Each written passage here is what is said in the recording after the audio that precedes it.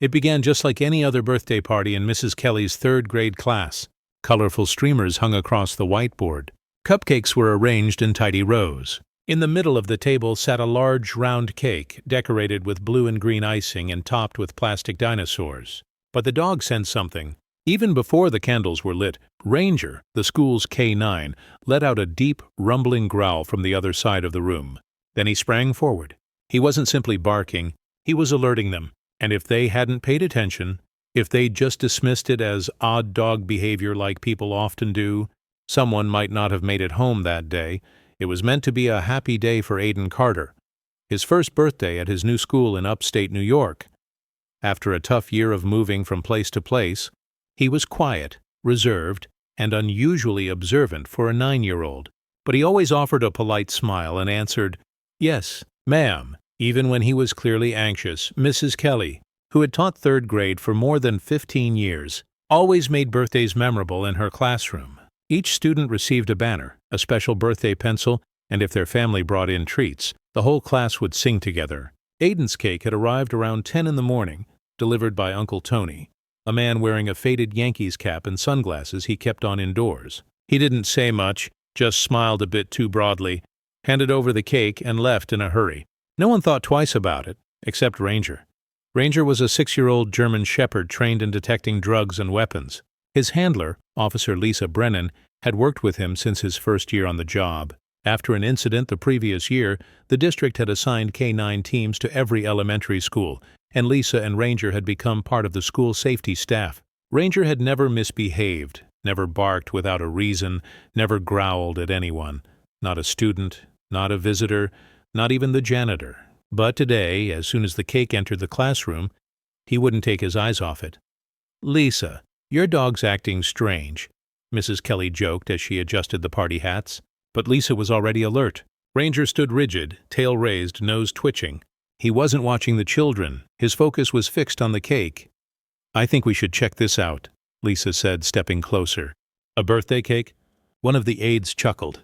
"Maybe he just wants a treat." But Lisa's instincts told her something was wrong. When Ranger started barking, loud, fierce, and baring his teeth, the room fell silent.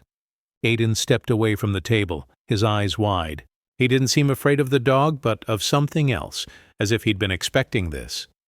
Mrs. Kelly quietly led the students to the reading corner. Lisa moved toward the cake.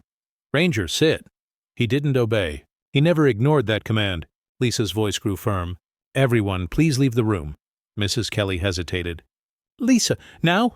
Lisa insisted. The aides quickly led the children out into the hallway one by one, except for Aiden. He stayed where he was. "Aiden," Mrs. Kelly said gently. The boy's voice was barely a whisper. "My uncle told me not to eat it. He said just pretend it was from him."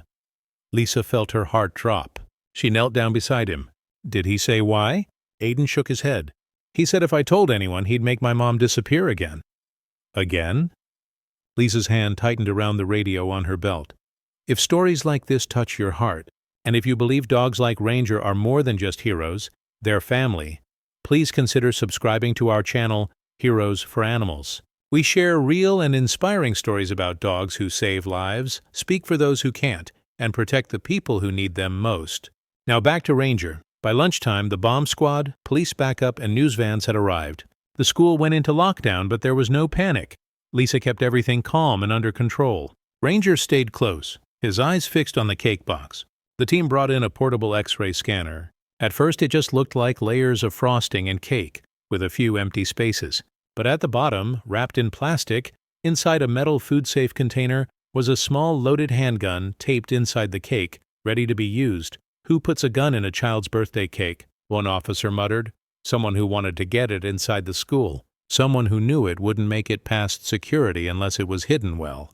The man who delivered the cake, Uncle Tony, wasn't Aiden's uncle at all. He was Anthony Vega, a convicted felon with a record for trafficking, illegal weapons, and a pending charge for obstruction of justice. Aiden's mother, missing for nearly a year, had been a witness in a case against Vega's operation. He hadn't just been sending a message. He planned to retrieve the cake later and use the weapon, either on someone at the school or on Aiden himself. That evening, Aiden was placed in protective custody. Lisa stayed with him at the hospital, where a child trauma specialist met with him gently. Bringing Ranger in helped. Aiden didn't smile, not right away. But when Ranger rested his head in the boy's lap, Aiden whispered something no one expected. "I knew he'd save me. I just didn't know if he'd get here in time." Lisa asked what he meant. Aiden looked up, his eyes sad but steady. "My mom told me to trust good dogs. She said, if anything ever happens, find one. They don't lie." That night, after the chaos had settled and the school was declared safe, Lisa sat with Ranger in the squad car outside the empty building. She scratched behind his ears. "You never bark without a reason," she whispered. "You always know more than the rest of us." Ranger laid his head in her lap and closed his eyes. His work was done for the day. Officer Lisa Brennan had been in law enforcement long enough to know when something didn't feel right, and this was one of those times. Yes, they had stopped a weapon from entering an elementary school. Yes, the man who tried to sneak it in was in custody. And yes, Ranger had saved lives. But Lisa couldn't stop thinking about the boy. 9-year-old Aiden Carter, sitting on that hospital bed, far too quiet for a child who had almost been used as bait. There was something in his big brown eyes. A weight, a sadness. Something he'd carried for far too long for someone so young. Lisa recognized it instantly. She'd seen it before in children who'd grown up surrounded by chaos. Kids who learned to sense danger the way others read comic books. Now, she finally understood why. The next day, Lisa met with child services at the police station. Aiden was in temporary protective custody, staying with a licensed foster family in the county. "He's not saying much," the caseworker told her. "Just keeps holding his stuffed dog and asking when he can see the real one." Lisa smiled softly. "Ranger's already waiting in the car." The caseworker looked surprised. "You're bringing the dog?" Lisa nodded. "Ranger's the only one he really trusts right now. We should use that." Later that day, when Lisa arrived at the foster home, Aiden was sitting on the front steps, holding a peanut butter sandwich and staring at the mailbox as if it might give him answers. The moment he spotted Ranger, he jumped up. "Ranger!" The German shepherd trotted over, tail wagging, his usual working posture relaxed into gentle affection. He leaned into Aiden as the boy dropped to his knees and hugged the dog tightly. Lisa waited until things calmed down, then sat beside Aiden on the porch. "You hungry?" she asked. He shook his head. "I'm always hungry. Doesn't mean I want to eat," she nodded, understanding. Silence hung between them for a moment. Then Aiden spoke quietly. "They said the cake was dangerous." "It was," Lisa replied. "You helped us stop something really bad, Aiden." "I didn't do anything," he mumbled. "Ranger did." Lisa smiled. "Maybe, but you didn't cut that cake, and you spoke up when it mattered." Aiden looked down. "Can I ask you something?" Lisa nodded. "The man who brought the cake, Anthony Vega, you called him your uncle, but he's not, is he?" Aiden shook his head. "No. Do you know where your mom is, Aiden?" He hesitated, then nodded. Later that afternoon, Lisa sat across from Captain Ruiz and a federal marshal. "We have a name," she said. "Amanda Carter. Aiden's mother. She's been missing for almost 11 months. Ruiz leaned back in his chair. "We thought she disappeared on her own. She was supposed to testify against Vega, then vanished. Witness protection failed. No trace since. She didn't run," Lisa said. "She was hiding. Aiden says she's in a safe house in upstate Vermont. She left him with Vega because she had no choice." "He told you that?" Lisa shook her head. "He told Ranger. I was just lucky enough to be there." The marshal chuckled. "That dog's something else." "He's more than that," Lisa replied. "He's the reason this boy is still alive." 2 days later, a federal team quietly rescued Amanda Carter from a secluded cabin near Montpelier. She had been living under a false name, with no phone, no internet, and almost no contact with the outside world. When she saw Lisa, she broke down in tears and whispered, "Is he safe?" Aiden was brought to her that afternoon. The moment they saw each other, every wall Aiden had built up crumbled as he ran into his mother's arms. "I missed you so much," he cried. "I missed you more," she replied through tears. "I wanted to come back. I just didn't know if it was safe," Amanda whispered, holding Aiden close. Ranger sat quietly by the doorway, watching the reunion unfold. Amanda reached out and gently stroked his head. "I owe you more than I can ever say." Back at the station, Lisa went over the case file once more. Anthony Vega hadn't just been trying to frighten Amanda, He was part of a larger network that used families and children as leverage. The gun hidden in the cake was meant to force Amanda out of hiding, knowing she'd see the news and come running. But he hadn't counted on Ranger. A week later, Amanda and Aiden were placed under full federal protection. This time, security was tighter, no loopholes, no shortcuts, and a promise from the marshals that they'd be watched around the clock until the trial. Before leaving town, Amanda asked for one last meeting. Lisa brought Ranger, of course. At a quiet park near the courthouse, Amanda knelt down and looked Ranger in the eyes. "I don't know how to thank you in a way you'd understand," she said softly. "But you saved my son. You saved me. Even if the world forgets, I never will." Ranger just sat, tongue out, eyes bright and calm. He didn't need words. He already understood. That evening, Lisa drove home with Ranger riding shotgun, his head out the window, ears flapping in the spring air. "You really are something special, you know that?" she said, smiling. Ranger turned and gave a soft huff. Lisa looked ahead, the town passing by in a blur of lights and green. "We get into this job thinking it's about the badge," she said. "But the best things we do nobody ever sees, and that's okay. Sometimes saving one kid is more than enough." The courthouse was quiet the next morning. Outside, birds sang and the spring breeze rustled the old trees along Main Street. Inside, the marble halls echoed with the low hum of lawyers and court officers shuffling papers. But in the waiting area outside courtroom 2B, Lisa Brennan wasn't paying attention to any of that. She was watching Ranger, who had been lying calmly at her feet all morning as the trial was about to begin. Now his ears were up, body tense, nose pointed toward the hallway. "What is it, boy?" Lisa murmured. Ranger let out a low growl. Not a bark, not panic, just a warning. Lisa's hand instinctively moved to her sidearm, eyes scanning the corridor. She knew that sound all too well. Something wasn't right. Inside the courtroom, Amanda Carter sat on the witness stand, ready to give the testimony that would put Anthony Vega away for a long time. Aiden wasn't there. He was safe at a secure location with marshals and a caseworker, surrounded by quiet woods and guard dogs. Amanda had insisted he stay away from court, and Lisa agreed. Amanda's hands trembled as she gripped the wooden chair. "I just want this to be over," she'd told Lisa earlier. "I want to walk down the street without looking over my shoulder." Lisa had nodded. "We'll get you there." But outside the courtroom, Ranger's growl said otherwise. It wasn't over. Not yet. They entered dressed as delivery workers. 2 men, one holding a clipboard, the other pushing a covered cart that looked like it held food trays. Security at the front barely glanced at them. After all, the courthouse had lunch delivered for the jurors every day, but Lisa was already on the move. Ranger's leash tightened as she guided him down the side hallway. When the 2 men rounded the corner, they stopped in their tracks, and so did Lisa. "Where's this headed?" Lisa asked, her voice calm but firm. One of the men flashed a nervous smile. "Lunch for the judge's chambers."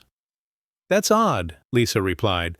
"Judge Thornton isn't in today." The second man started to turn, but Ranger didn't wait. He lunged with perfect accuracy, locking onto the man's arm and pulling him down hard. The other man tried to bolt, but Lisa shouted, drew her weapon, and ordered him to the ground. It was over in moments.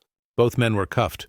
When the cart was searched, there were no food trays, just camera gear and a black duffel bag filled with handcuffs, zip ties, and a stolen court security badge. They weren't there to deliver lunch. They were there for Amanda. Inside, the courtroom was quickly cleared. Amanda was rushed out through a secure hallway, surrounded by agents. Lisa followed close behind, Ranger at her side, eyes alert to every shadow. Amanda was pale and trembling. "They found me again, how?" she whispered. Lisa didn't answer right away. She didn't need to. They both knew Anthony Vega was locked up, but his network was still out there. That night, Lisa sat at her kitchen table, staring at the file she'd brought in from her cruiser. Vega wasn't acting alone. He was part of something bigger, something organized and ruthless. Human trafficking, smuggling, identity theft, and whenever someone tried to break away or cooperate with authorities, the rest of the group responded quickly and without mercy. Amanda had been a target from the moment she vanished. Now they were trying to silence her for good. The next morning, Aiden's safe house was relocated. Lisa insisted on leading the transfer herself. She drove the first vehicle with Ranger in the back seat next to Aiden, who wore a hoodie zipped up tight and clung to Ranger's vest like it was the only thing keeping him safe. "Will they come back?" Aiden asked quietly. Lisa glanced at him in the rearview mirror. "They always try. But we're ready for them." Aiden didn't say anything else. He just looked down and whispered, "I dreamed about the cake again. This time it opened by itself." Lisa didn't know what to say, but Ranger did. The dog shifted closer, pressing gently against Aiden's leg, a silent comfort, a promise that he wasn't alone.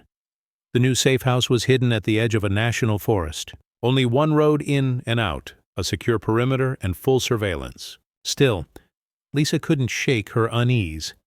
She stayed that night, sleeping on the couch, one hand resting on her holster, the other gripping Ranger's leash. At 2:13 a.m., the motion sensors outside flickered to life. Then suddenly the power went out. Ranger was instantly alert, growling low, head turned toward the back door.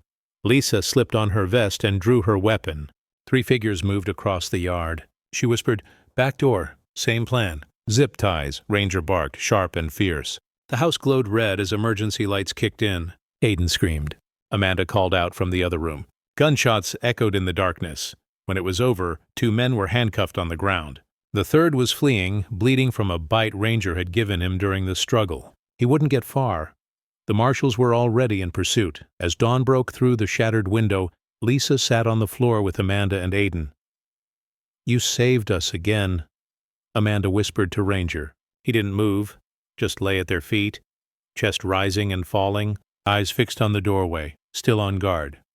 Later that day, federal agents moved Amanda and Aiden to a permanent, undisclosed location, one only a select few would ever know. Amanda gave her testimony 2 days later via secure video link. Her voice was steady, her story clear, and the jury believed every word. Anthony Vega was found guilty on multiple charges: racketeering, weapons trafficking, attempted murder, child endangerment. He would never walk free again, but Lisa didn't celebrate. Not yet. There was still one more name in Vega's files, one more lead, and it was close to home. That night, Ranger lay in the passenger seat as Lisa drove through the quiet town, lights blurring past. Both of them were exhausted, but there was one last stop to make. Because sometimes it's not about the cake or the gun or the man in handcuffs. It's about the boy who's still afraid to close his eyes, the mother who hasn't breathed easy in months, and the dog who refused to be ignored. Lisa Brennan had learned long ago that betrayal rarely comes from strangers. It comes from someone who knows just enough about the protocols, enough about the safe houses, enough to look you in the eye and shake your hand while planning something else. She didn't say it out loud, but Ranger seemed to understand.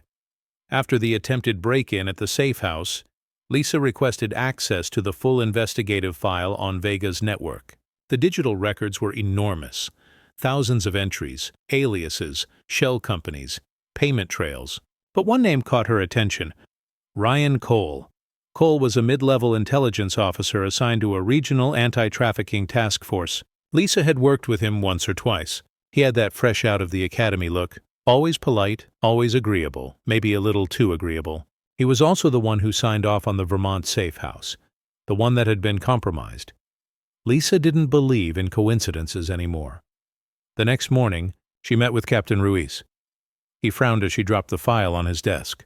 "Cole? No way, he's new, sure, but not dirty." Lisa crossed her arms. He accessed Vega's data 2 days before the cake incident. His badge was used to pull court transport schedules and witness relocation details. Ruiz rubbed his chin, thinking. "Could have been hacked," Ruiz offered. "Then why isn't he answering his phone or showing up for work?" Lisa countered. Ruiz fell silent. "I want a bolo issued," Lisa said firmly, "and I want to be the one to bring him in." Ruiz nodded. That afternoon, Lisa and Ranger were back on the road. She'd traced Cole's car to a property 2 counties away, an old hunting cabin near the state border. It wasn't in his name, but his phone had pinged nearby just once, enough to raise suspicion.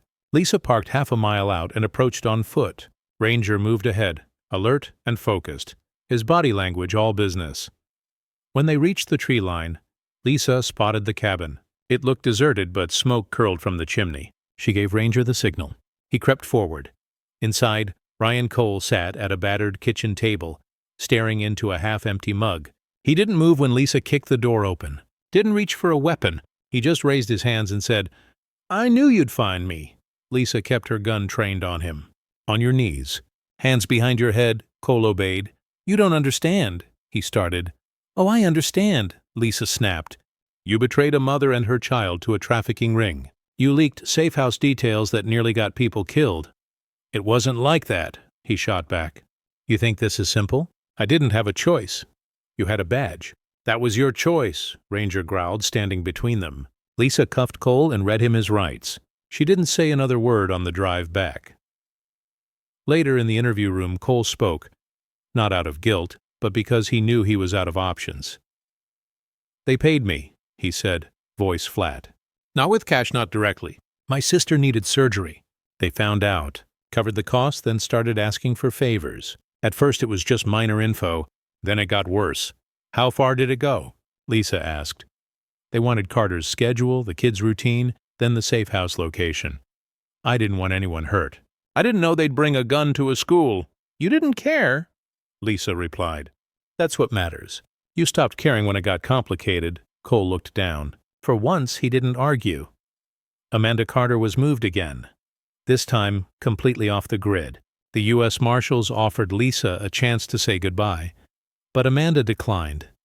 It's better if we disappear, she told the agent over the phone. Tell Lisa and Ranger thank you for everything, but I want Aiden to grow up without fear. Lisa understood, but a hollow ache settled in her chest.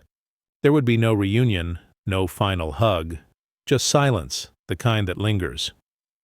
That weekend, Lisa took Ranger to the lake trail outside town. It was their quiet place, away from headlines, away from courtrooms and betrayals. As they walked, she tossed a stick, and for once, Ranger chased it like any other dog.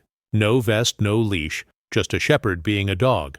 When he returned, tail wagging, Lisa knelt beside him and whispered, You saved more than a life, you know. Ranger tilted his head, ears perked. You gave a boy his mother back. That's something no one forgets. Ranger didn't bark. He didn't have to. He'd done what needed to be done, just like always. When Lisa returned to her squad car an hour later, she found a sealed envelope taped to her windshield. No return address. Inside the envelope was a photo of Aiden holding a drawing of Ranger, along with a handwritten note in a child's uneven script. Tell him I still remember. Tell him I still feel safe. Lisa smiled, tucking the photo into her dashboard. She started the engine and drove on quietly, knowing the work was never truly finished. But for now this chapter was closed. Not every hero wears a badge. Some have 4 paws, sharp instincts, and the ability to sense the truth long before anyone else. Ranger didn't just prevent a tragedy. He reminded everyone to pay attention to what's unspoken, to what's felt, and to what's quietly wrong. So maybe it's worth asking, when was the last time you trusted your instincts, even if no one else did? It had been nearly a year since the cake, since Ranger stopped a hidden weapon from entering an elementary school, since Aiden and his mother vanished into witness protection, and Officer Lisa Brennan helped break up a trafficking ring that had infected their town like a silent disease. Lisa had moved on to other cases. Ranger was still her partner, riding every shift beside her. But there were quiet days when she wondered about Aiden, if he ever slept through the night, if he still held on to that stuffed animal Ranger had nudged into his lap. She didn't expect the call that would bring it all back. Dispatch crackled through her cruiser at 7:43 a.m. Unit 2 on 12, respond to Greenwood Trailer Park, Lot 18.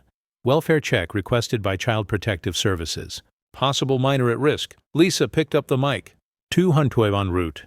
It sounded routine. A neighbor's concern, maybe a child not showing up to school. Lisa had seen it before. She didn't expect Ranger to stand up in the passenger seat halfway there, ears alert, eyes focused. You sense something? She asked. He didn't bark, just stared ahead, silent. That was enough for Lisa. She switched on her lights and sped up. The trailer was barely standing, peeling siding, a screen door hanging by one hinge, garbage bags piled by the porch. A faded pink tricycle lay on its side in the weeds. Lisa stepped out, Ranger at her side. The CPS worker was already waiting at the bottom of the steps, clipboard clutched to her chest. Name's Jen, she said. We got a tip from an anonymous source. Said a child's living here alone, possibly a runaway or abducted minor. I knocked twice, but no answer. Lisa nodded. Let's be careful. She motioned Ranger forward. The dog sniffed the air, then moved up the porch steps, alert but calm. He stopped at the door and sat, waiting, listening. Lisa knocked firmly. This is Officer Brennan with the police. We're here to check on your safety. If anyone's inside, please come to the door." Silence. She tried again. Still nothing. Then, barely audible behind the door, a child's voice. "Are you the one with the dog?" Lisa crouched down. "Yes, his name is Ranger. He's safe. So am I. Are you okay?" A pause. Then the lock clicked. The door creaked open. Standing there was a girl, maybe 8 or 9. Hair tangled, oversized hoodie, bruises on her knees, but her eyes were sharp, wary, like someone who'd learned long ago that most adults couldn't be trusted. Ranger stepped forward and gently nudged her hand with his nose. She didn't flinch. She knelt and hugged him like she'd known him forever. Her name was Marley, and no one knew she existed. No school records, no birth certificate, no recent medical visits, just an old photo from a missing child flyer 3 states away, where she'd vanished from a shelter 2 years before. She'd been moved from place to place by people who promised safety and new beginnings, but what Marley learned instead was silence and how to survive it. She wouldn't talk to the CPS worker, barely looked at the officers who arrived later, but she spoke to Lisa, and she trusted Ranger. That evening at the station, Lisa sat beside Marley on a bench. "Want something to eat?" she asked. Marley shook her head. Lisa set a granola bar on the bench. "You don't have to say anything," Lisa said. "But I want you to know you're safe here. No one's going to hurt you." Marley finally looked up. "They said that before." "I know," Lisa replied quietly. "They said it to Aiden, too." Marley blinked. "Who's that?" "Someone like you." "Someone who learned to stay quiet because no one listened, until a dog did." Marley slowly reached for the granola bar. She didn't smile, but she didn't look away again either. Lisa spent the night on the phone, calling shelters, checking missing child flyers, digging through old case files from out of state. By midnight, they confirmed the match. Marley Ray Winters, missing since she was 7, last seen in Baton Rouge. Her case had been marked inactive, but now she was here, alive, breathing, and clinging to a canine dog as if her life depended on it. Lisa stood at her desk, staring at the file. The pattern was repeating itself. A different child, but the same silence, the same fear, the same network behind it all. The next morning, Marley finally spoke. Not to the therapist, not to the social worker, but to Ranger. Lisa watched through the observation window as Marley leaned in and whispered into the dog's ear, as if he could carry her secrets somewhere safe. Later, Lisa sat beside her again. "Can I tell you a secret?" Marley asked. "Of course," Lisa replied. "My mom's still alive." Lisa blinked in surprise. "What? She's not dead. They told me she was, but I heard one of them on the phone say she was in hiding." "Do you know her name?" Marley nodded. Grace Winters." Lisa wrote it down immediately. "Do you know where she is?" Marley hesitated. "No, but I think she's looking for me." By noon, Lisa had a task force searching for any trace of Grace Winters. By evening, they found a lead. A woman using that name had filed a police report 3 years earlier, just after Marley disappeared, but under a different identity. She claimed her daughter had been taken by someone within the child welfare system and that her parental rights had been fraudulently terminated. Authorities dismissed her as unstable, labeled her unfit, and she vanished soon after. Lisa leaned back in her chair, heart pounding. It was happening again. That night, Lisa brought Ranger to Marley's temporary shelter. She knocked softly. Marley opened the door and smiled. A real visit this time. "You brought him back," she said. "Of course," Lisa replied. "He's been waiting to see you." Marley knelt and hugged Ranger tightly. For a moment, everything was still. Just a girl, a dog, and the quiet understanding between them. It was a Tuesday when they found her. A woman matching Grace Winters' description had been seen at a rural clinic outside Roanoke, Virginia. She'd come in with a fractured wrist, no insurance, and no ID. When the nurse asked her name, she gave a false one. But when shown a photo of Marley, her daughter, now safe and cared for across state lines, she broke down in tears. The nurse knew something was wrong and made the call. By the time Lisa arrived at the clinic, Ranger by her side, Grace was sitting in a quiet room. A blanket around her shoulders, fear in her eyes. Not fear of being caught, but fear of not being believed. Lisa sat across from her. "You're not in trouble," Lisa said gently. "We've been looking for you. Marley's alive? She's safe." Grace's hand flew to her mouth, tears welling up. Does she remember me?" "She does," Lisa said, "and she never stopped hoping you were out there." Grace broke down, all her defenses gone. No more denial, just a mother who had spent years trying to find her daughter in a system that kept them apart. Back at the shelter, Marley was sitting at a table, drawing, half a page filled with uneven lines and soft colors. When Lisa walked in, the girl looked up. Ranger trotted in first, then Grace. At first Marley didn't move. She stared at her mother as if she were seeing a dream come to life. Then slowly she stood and ran. There were no big words, no speeches, just a hug that wouldn't let go. Lisa turned away to give them a moment, her hand resting gently on Ranger's neck. He stayed still, simply watching, calm and proud. In the weeks that followed, everything moved quickly. DNA tests confirmed the match. The court documents that had once taken Grace's custody away were overturned after new evidence showed her signature had been forged and her records tampered with. Investigators linked the fraud to the same trafficking network Anthony Vega had worked for, proving that what happened to Aiden and Amanda was not an isolated case. It was part of something much larger and more sinister. But now, thanks to Marley's courage and Ranger's instincts, that chain had finally been broken. A few weeks later, Lisa met Grace and Marley at the courthouse as the judge officially restored custody. Marley clung to her mother, holding a stuffed dog under her arm. Lisa recognized it. It had once belonged to Aiden, now passed on to another child who had learned that some dogs do more than bark, some truly listen. Outside the courthouse, as reporters gathered and advocates for child protection reform spoke to the crowd, Lisa sat on the steps with Ranger. "You're the real headline," she said, scratching his ears. He rested his chin on her knee. "Think we'll ever have a case that doesn't start with your nose?" Ranger huffed softly. Lisa smiled. "I'll take that as a no." Back at the station, Lisa pinned a new photo above her desk. It showed Marley and Grace smiling in front of a small white house with a swing on the porch. On the back, a handwritten note read, "He didn't just save us. He reminded us we were never forgotten. Thank you, both of you." Next to it, Lisa placed a photo of Aiden, older now, a little taller, a little freer, holding a drawing of Ranger in front of a tree he'd planted in the dog's honor. Lives saved, not just from danger, but from silence. A week later, Lisa and Ranger responded to a call at a school across town. Suspicious person near the parking lot. No threat found, just routine. As they walked the perimeter, children watched from the windows. Some waved, some pressed their hands to the glass. One little girl whispered, "That's the dog who saves people." Lisa glanced down. Ranger looked up, and for a moment, the world felt right. Whole. Sometimes the strongest voices in a room come from those who can't speak. A dog's warning, a child's silence, a mother's tears. The real question isn't whether the danger is loud enough to hear, but whether we're listening when it's quiet. Because the truth is, Ranger didn't just stop a gun hidden in a cake. He stopped a system from swallowing 2 children whole, and he did it the only way he knew how, by never ignoring what others overlooked. So we'll leave you with this. When was the last time you listened to a warning you didn't understand? Would you recognize the truth, even if it came on 4 legs? Thank you for following this journey. If this story touched you, we invite you to subscribe to Heroes for Animals, where the silent loyalty of dogs like Ranger reminds us how much is at stake, and how much better the world can be when we simply pay attention